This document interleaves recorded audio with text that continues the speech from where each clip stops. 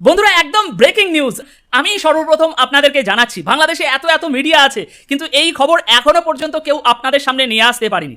জানি বন্ধুরা বিগত কালকে থেকে বাংলাদেশ সমস্ত সংবাদ মাধ্যমে একটা খবর সবাই প্রচার করছে। এখন দেখছেন জামাত যা বলেছিল, আমি জামাত স্পষ্টভাবে বলেছিলেন যে জাতীয় নির্বাচন আগে গণভোট না হলে গণভোটের কোনো মূল্য থাকবে না। এখন দেখছেন যে গণভোট কিভাবে জয় বাংলা হয়ে যাচ্ছে। জাতীয় নির্বাচন আগে গণভোট হয়নি, এখন গণভোট অবৈধ। আজাদির স্বাদ যে জাতি পায় নাই সেই জাতি আজাদির মূল্যটাই কি বুঝবে। আমার কাছে আশ্চর্য লাগছে, আমরা যারা ভোট দিয়েছি, ভোট দিয়েছি প্রায় 5 কোটি ভোটার, এই 5 কোটি ভোটারের কাছে জানতে চাইবে যে তোমরা কেন ভোট দিলে, জুলাই সনদ বাস্তবায়নের পক্ষে কেন তোমরা তোমাদের মতামত দিলে। তাদের একটা রায়কে বৃদ্ধাঙ্গুলি দেখিয়ে হাইকোর্ট এই রুল জারি করেছে। আপনারা গণভোটে সবাই কি হ্যাঁ পক্ষে ছিলেন না? আমরা সবাই কিসের পক্ষে ছিলাম? আমরা হ্যাঁ পক্ষে ভোট দিয়ে গণভোটকে জয়যুক্ত করেছি, কিন্তু সেই গণভোটের গণরায়কে নিয়ে যাওয়া হচ্ছে আদালতে। গণভোটের বৈধতাকে প্রশ্ন করা হচ্ছে আদালতে। আমরা কি সেটা মানবো? মানবো না। যদি জনগণের রায়কে আদালতে নিয়ে যাওয়া হয় তাহলে আমাদেরকেও রাজপথে যেতে হবে। জুলাই জাতীয় সনদ যদি বাতিল হয়ে যায় বা গণভোটকে যদি না মানা হয়, তাহলে জাতীয় সংসদের যে নির্বাচন হয়েছে এটাও তো মানা হবে না। তাহলে ওই নির্বাচন অবৈধ। যদি জুলাই সনদ অবৈধ হয়, যদি গণভোট অবৈধ হয়, তাহলে যে নির্বাচন হয়েছে সেইটাই অবৈধ।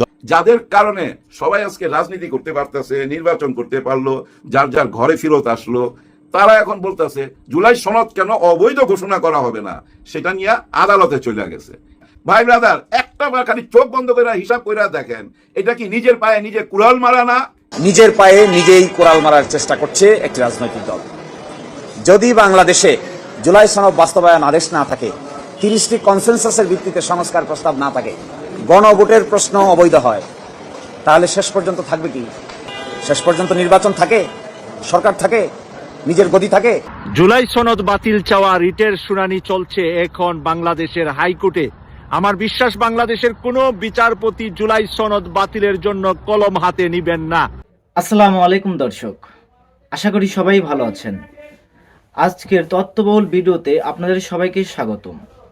দর্শক, আপনারা ইতিমধ্যেই জানতে পেরেছেন জুলাই অভ্যুত্থানকে বাতিল করার ঘোষণা নিয়ে আদালত থেকে একটি রিট জারি করা হয়েছে। দর্শক, যেই জুলাই অভ্যুত্থানের মধ্য দিয়ে এই সরকার গঠিত হয়েছে, সেই জুলাই অভ্যুত্থানকেই বাতিল করার ঘোষণা নিয়ে বাংলাদেশে তোলপাড় সৃষ্টি হয়েছে। দর্শক, আপনার কি মনে হয় এই জুলাই অভ্যুত্থান কি খুব সহজেই বাতিল হয়ে যাবে, নাকি এনসিপি এর জন্য কঠোর প্রতিক্রিয়া জানাবে?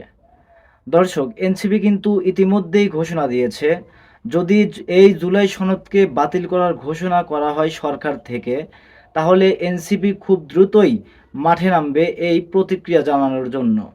দর্শক, আপনার কি মনে হয় এই বিএনপি সরকার এই জুলাই সনদকে বাতিল করে কি ক্ষমতায় টিকিয়ে থাকতে পারবে, নাকি সামনে একটি বড় বিপ্লব আমাদের জন্য অপেক্ষা করছে?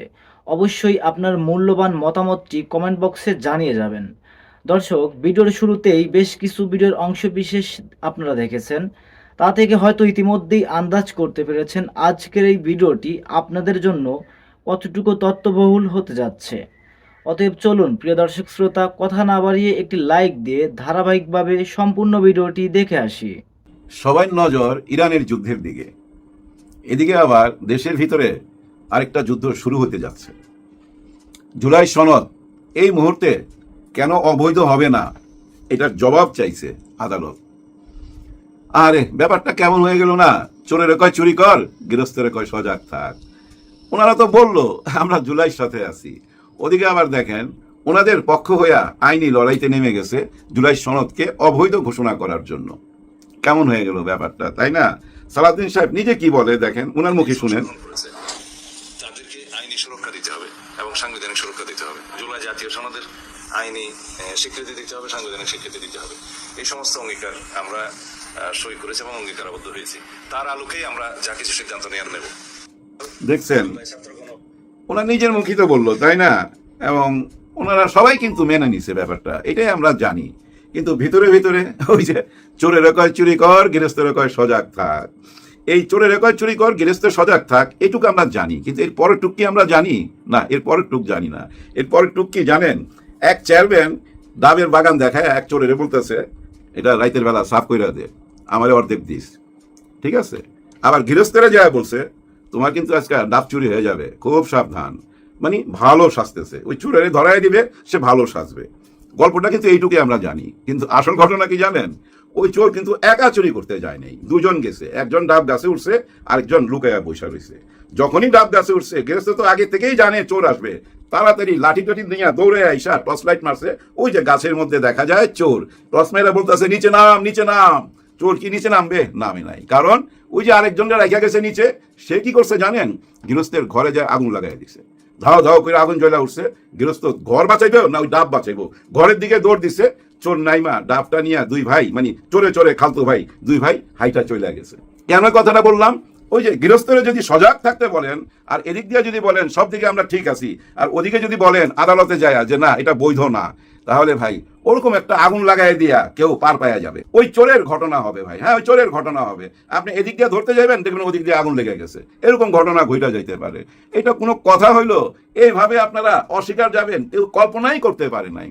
আসলে হয়েছে কি জানেন? ওই যে প্রথমের দিকে একটা পত্রিকার কথা আপনাদের মনে আছে, আনন্দবাজার পত্রিকা। ওই পত্রিকায় 3টা কথা লেখছিল, কিন্তু একটা ছিল এই জুলাইয়ের সাথে যারা জড়িত আছে তাদেরকে দাবাইতে হবে, দাবায় রাখতে হবে। আরেকটা ছিল আওয়ামী লীগের যারা জেলের বন্দি টন্দি আছে তাদেরকে ছাড়তে হবে এবং আওয়ামী লীগকে রাজনীতি করার সুযোগ করে দিতে হবে। এরকম কিছু ইঙ্গিত টিঙ্গিত দিচ্ছে। এটা নিয়ে অনেক রকম কথাবার্তা হয়েছে চারিদিকে। আমার বিশ্বাস করতে ইচ্ছা করে নাই, কেন জানেন?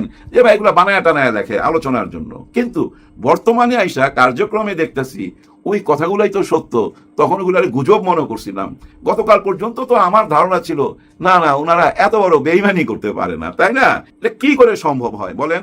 যাদের কারণে সবাই আজকে রাজনীতি করতে পারতেছে, নির্বাচন করতে পারলো, যার যার ঘরে ফেরত আসলো, তারা এখন বলতেছে জুলাই সনদ কেন অবৈধ ঘোষণা করা হবে না, সেটা নিয়ে আদালতে চলে গেছে। এখানেই শেষ না, কিন্তু এখানে শুধু ওই জুলাই সনদ না ভাই, ওই যে 30টা সংস্কার করছিল না, ওই 30টা সংস্কার কেন অবৈধ না সেটা নিয়েও কথা উঠছে। এখানে দেখেন গত সরকার যে এই সবাইকে নিয়ে, সব রাজনীতি দলকে নিয়ে যা কিছু সংস্কার করছে, এরকম 30টা সংস্কার কেন অবৈধ ঘোষণা করা হবে না? এটা বৈধ না, সোজা কথা। 4 সপ্তাহের জন্য এই সময় দিছে। এখন ধৈর্য নিতে পারেন এই 4 সপ্তাহ জুলাই সনদপত্র অবৈধ, এটা ধৈর্য নিতে পারেন। দেখেন ভাই ব্রাদার, আর 8-9 দিন পরেই তো সংসদ চালু হচ্ছে, তাই না? ওই সংসদের 8-9 দিনের জন্য অপেক্ষা করলো না, চলে গেল আইন আদালতের কাছে।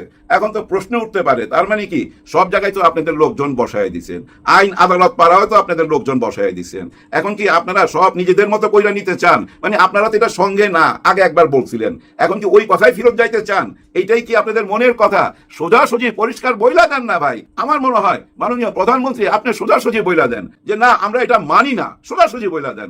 আপনারা বলতেছেন মানেন, আবার ওদিকে আদালতে যা আর্জি করতেছেন যে এটাকে যেন অবৈধ ঘোষণা করা হয় জুলাই সনদপত্রকে। কেমন হয়ে গেল ব্যাপারটা? আমরা তো ভাই পুরাই একদম বেকুব হয়ে গেলাম এখন। হ্যাঁ ভাই ব্রাদার, একটা বার খালি চোখ বন্ধ করে হিসাব করে দেখেন, এটা কি নিজের পায়ে নিজের কুড়াল মারা না? কেন ওনারা এই বাধ্য হচ্ছে নিজের পায়ে নিজের কুড়াল মারতে? কোনো চাপ আছে কিনা এটা কিন্তু ভাবার ব্যাপার। কারণ ওনারা তো সিদ্ধান্ত নেয় অন্যের ইশারায়, এটা তো আগেই আমরা প্রমাণ পাইছি। অন্যের ইশারায় ওনারা সব সিদ্ধান্ত নেয়। এখন কি ওই ইশারাটা কি ওই দিকেই যে না এটা মানা যাবে না? তাইলে তো ভাই পুরাই প্রবলেম দাঁড়াইলো। হ্যাঁ ভাই, অনেক বড় প্রবলেম দাঁড়াইলো। বললাম না ইরানের যুদ্ধ চলতেছে, এখানেও ভাই যুদ্ধ শুরু হয়ে যাবে, কিন্তু ওই যুদ্ধ না যেটা সত্যিকারের ওই যে বন্দুক যুদ্ধ, তা না। এখানে শুরু হবে বাক যুদ্ধ, মিছিল, মিটিং, প্রতিবাদ। এটার প্রতিবাদ হবে ভাই, এটা কেউ মাইনা নিবে না, তো এত সোজা না ব্যাপারটা। এখন আপনারা যদি বলেন সবকিছুই অবৈধ, মানে জুলাই টুলাই যা কিছু হয়েছে এগুলো অবৈধ, আর বৈধ কি বর্তমান সংবিধান, সেটাই তো বৈধ, তাই না? তাহলে তো ভাই বহুত বড় প্রশ্ন চলে আসে, কি করে নির্বাচন করলেন? হ্যাঁ, কি করে নির্বাচন করলেন? আগে সংবিধান অনুযায়ী তো মহামান্য রাষ্ট্রপতি আছে, তাহলে আমাদের প্রধানমন্ত্রী কোথায়? উনাকে কেন সসম্মানে হেলিকপ্টারে উঠাইয়া দিল্লি পাঠাইছিলেন? কারা পাঠাইছিলেন? কারণ কি?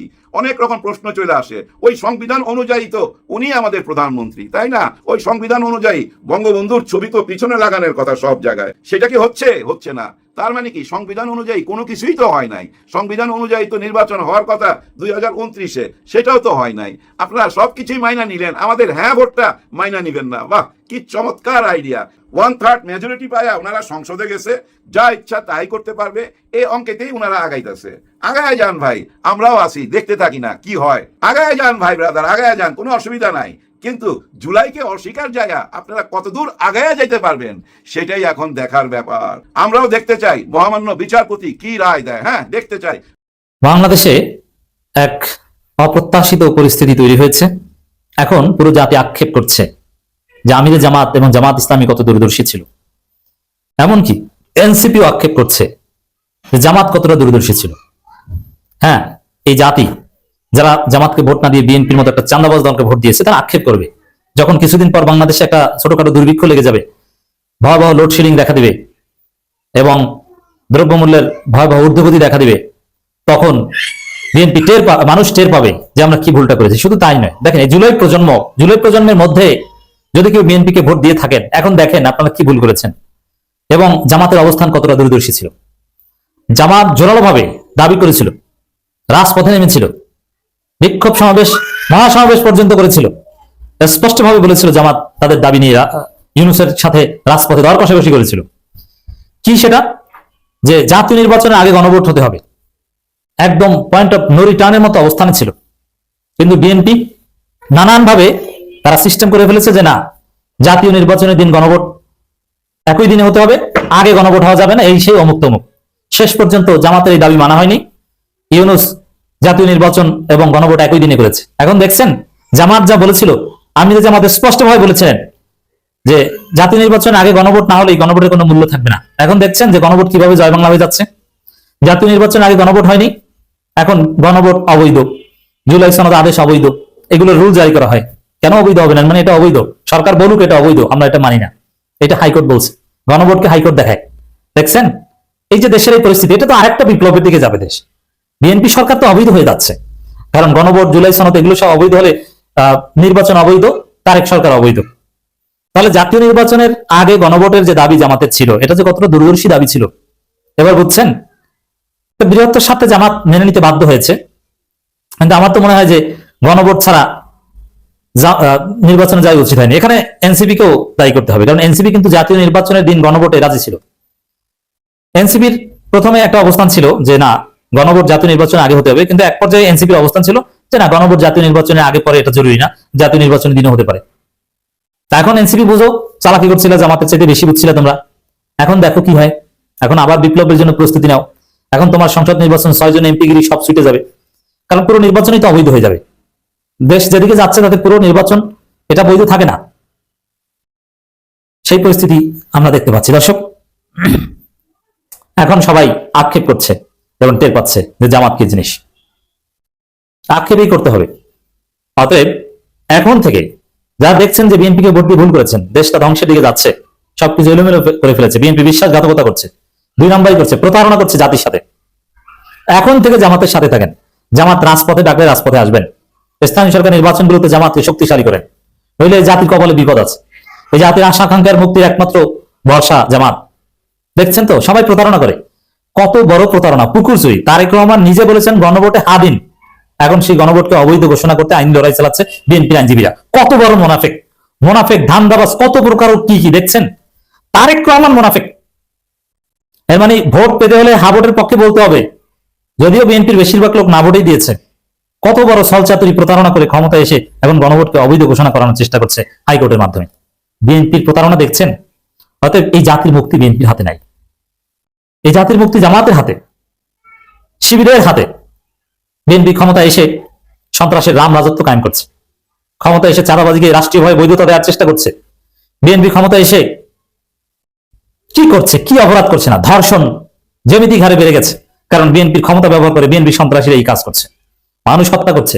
শিক্ষা প্রতিষ্ঠানগুলো, বাংলাদেশের ইতিহাসে যে সুন্দর পরিস্থিতি কখনো ছিল না, সেই সুন্দর পরিস্থিতি যুগ যুগ ধরে ঢাকা বিশ্ববিদ্যালয় সহ বিশ্ববিদ্যালয়গুলোর হলগুলোর সিট বন্টনের দায়িত্ব ছিল ক্ষমতাসীন ছাত্র সংগঠনের উপর, যে যেরকম পারছে ভাগ বরাবর করে খেয়েছে।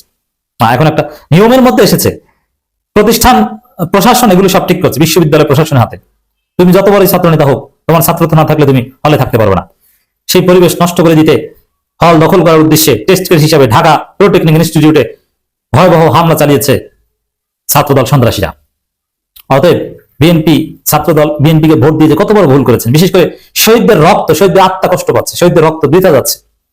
এত শহীদ, এত শাহাদাত, এত রক্ত, কত কিছু। তারপরে যে জুলাই সংস্কার, সেগুলো এখন বিএনপি ধামাচাপা দিচ্ছে, বেইমানি করছে। এখানে আমাদের একটা প্রশ্ন, হাইকোর্ট যেহেতু জুলাই সনদ অবৈধ মনে করছে এবং এই মর্মে রুলও জারি করেছে, এখন তারা যাদেরকে বাদী করেছে, যাদের কাছে এই রুলটা জানতে চেয়েছে, তো এটা তো তাদের কাছে জানতে চাইবে কেন? আমরা যারা ভোট দিয়েছি, হ্যাঁ ভোট দিয়েছি প্রায় 5 কোটি ভোটার। এই 5 কোটি ভোটারের কাছে জানতে চাইবে যে তোমরা কেন ভোট দিলে, জুলাই সনদ বাস্তবায়নের পক্ষে কেন তোমরা তোমাদের মতামত দিলে, তোমরা কেন হ্যাঁ ভোটকে জয়যুক্ত করলে, যেটা টোটাল ভোটারের 50% উপরে, অর্থাৎ 66%। তাদের একটা রায়কে বৃদ্ধাঙ্গুলি দেখিয়ে হাইকোর্ট এই রুল জারি করেছে। আমরা আগেই ভেবেছিলাম, জানতাম এটি, যেহেতু এই বিষয়টাকে আদালতের কাছে নিয়ে যাওয়া হয়েছে, আদালতের কাছে নিয়ে যাওয়া মানেই আমাদের বাংলাদেশের আদালত সব সময় শাসক দলের মুখের দিকে চেয়ে থাকে। আমরা শেখ হাসিনার আমলে এটি দেখেছি। এখানে পরিষ্কার করে যিনি এই রিটটি করেছিলেন, যারা এই জুলাই সনদ চান না, সরকারের পক্ষের লোক এক কথায়, তারা একটা বক্তব্য দিচ্ছেন সংবিধানের বিষয়ে, যে আমাদের এই সংবিধানে 72-এর মহান সংবিধানে এই গণভোট, এই জুলাই সনদের বিষয়ে কথা নাই, কোনো কিছু নাই। রাষ্ট্রপতি কর্তৃক প্রণীত 13/11/2025 জুলাই জাতীয় সনদ সংবিধান সংস্কার বাস্তবায়ন আদেশ কেন অবৈধ হবে না সেই মর্মে 4 সপ্তাহের মধ্যে রুল দিতে বলেছে। এবং আরও একটি গণভোট আদেশ, সেই গণভোট অর্ডিন্যান্স যেটা, সেটাও কেন অবৈধ হবে না সেই মর্মে রুল জারি করতে বলেছে। অর্থাৎ এর মধ্য দিয়ে জুলাই বাস্তবায়ন সংস্কার আদেশ এবং গণভোট সুপ্রিম কোর্টের বিচারাধীন বিষয় হয়ে গেল। আমরা আশা করি ঈদের পরে কোর্ট খুললে এটা চূড়ান্ত শুনানি হবে। এবং আমাদের মূল গ্রাউন্ড ছিল যে রাষ্ট্রপতি যে অধিকার বলে অর্ডিন্যান্সটা করেছে গণভোটের, সেটা হচ্ছে আমাদের সংবিধানের 93 অনুচ্ছেদে। সেখানে আছে রাষ্ট্রপতি এমন কোনো অর্ডিন্যান্স করতে পারবে না যে বিষয়বস্তু আমাদের সংবিধানে নাই। আমাদের বর্তমান সংবিধানে গণভোটের কোনো বিধান নাই। আর আরেকটা আমরা যে মৌলিক যে বেসিক রিজনটা বলেছি, কোর্ট প্রাইমা ফেসি কনসিডার করেছে যে 1972 সালের পর থেকে, সংবিধান গৃহীত হওয়ার পর থেকে প্রেসিডেন্ট অর্ডার বলে কোনো কিছু আমাদের রাষ্ট্রের সাংবিধানিক কাঠামোতে নেই। কাজে দুটি কেন ইলিগাল হবে না এই মর্মে রুল দিয়েছে এবং এই দুইটি বিষয় এখন সর্বোচ্চ আদালতে বিচারাধীন। আমরা মাঝে মাঝে নিজেদের এত বেশি বেকুব লাগে যে আমরা যারা বাংলাদেশের মানুষ, এরা হচ্ছে রাষ্ট্রের বেওয়ারিশ কুকুর, আর সংবিধান হচ্ছে যারা রাষ্ট্র ক্ষমতায় থাকে তাদের মুখের বুলি। তারা যা মুখ দিয়ে বলবে সেটাই সংবিধান। কারণ এই সংবিধানের দোহাই দিয়েই বিগত সময়ে দেখেছি শেখ হাসিনা সবকিছু করেছে সংবিধানের দোহাই দিয়ে। সংবিধানের ভিতরে থেকে মানুষকে তিনি কুকুরের মতো গুলি করে মেরেছেন, মানুষের সমস্ত অধিকার হরণ করেছেন, ভোটাধিকার হরণ করেছেন। ওইগুলো সংবিধানে ছিল না। শুধুমাত্র সংবিধানে দীর্ঘদিন তিনি ক্ষমতায় থাকবেন এই বিষয়টি ছিল। আমরা ওই সময় দেখেছি শেখ হাসিনাকে সংবিধানের সবচেয়ে বড় রক্ষাকর্তা হিসেবে। তার চেয়ে সংবিধান রক্ষাকারী আর পৃথিবীতে কেউ ছিল না। আবার এখন যাদের দেখছি তারাও সংবিধানের সবচেয়ে বড় রক্ষাকারী। অথচ তারা কি এটি জানে না যে এই যে জুলাই সনদ যদি না থাকে, গণ অভ্যুত্থান কি এই সংবিধানের ভিতরে ছিল? এই সংবিধানের কোথাও গণ অভ্যুত্থান নাই, লেখা নাই। এই সংবিধানের কোনো জায়গায় লেখা নাই যে 2026 সালে এসে ডক্টর ইউনূস তিনি অন্তর্বর্তীকালীন সরকারের প্রধান হবে। এটা কোথাও আছে? লেখা আছে? নাই তো। এই সংবিধানের কোথাও কি লেখা আছে যে 2026 সালে একটা নির্বাচন হবে? নির্বাচন তো সংবিধানের ভিতরে লেখা আছে, নির্বাচন হবে 2029 সালে। তাহলে ওইগুলো যখন সংবিধানের ভিতরে নাই, সেগুলো খুব আরাম করে মজা করে উপভোগ করছি। আর সেই সংবিধানের ভিতরেই যখন মানুষের মৌলিক প্রশ্নের ব্যাপার এসেছে, মানুষের অধিকারের ব্যাপার এসেছে, তখন ক্ষমতার লোভে অন্ধ হয়ে যাওয়া এক শ্রেণীর মানুষ তখন সংবিধান খুঁজছে। তাহলে এই সংবিধান কার জন্য? এই সংবিধান তো তাহলে দেখছি স্পষ্টভাবে জনগণের বিপক্ষে অবস্থান নিয়েছে। তাহলে যে সংবিধান জনগণের বিপক্ষে অবস্থান নেয়, সেটা দিয়ে জনগণ কি করবে? ওটা কি প্রতিদিন ধুয়ে ধুয়ে পানি খাবে? কোনটা করবে? আমি আশা করছি সম্পূর্ণ ভিডিওটি দেখেছেন এবং এই ভিডিওটির সাপেক্ষে আপনাদের কি মতামত সেটা অবশ্যই কমেন্ট বক্সে জানিয়ে যাবেন। ভিডিওটি ভালো লেগে থাকলে শেয়ার করে অন্যকে দেখার সুযোগ করে দিবেন। আমাদের এই চ্যানেলে নতুন হয়ে থাকলে চ্যানেলটি সাবস্ক্রাইব করে পাশে থাকা বেল আইকনটি বাজিয়ে যাবেন। আর যারা ইতিমধ্যেই সাবস্ক্রাইব করে রেখেছেন তাদেরকে অসংখ্য ধন্যবাদ। দর্শক শ্রোতা, দেখা হবে নতুন কোনো আপডেট খবর নিয়ে। ততক্ষণ আমাদের সাথেই থাকবেন। আল্লাহ হাফেজ।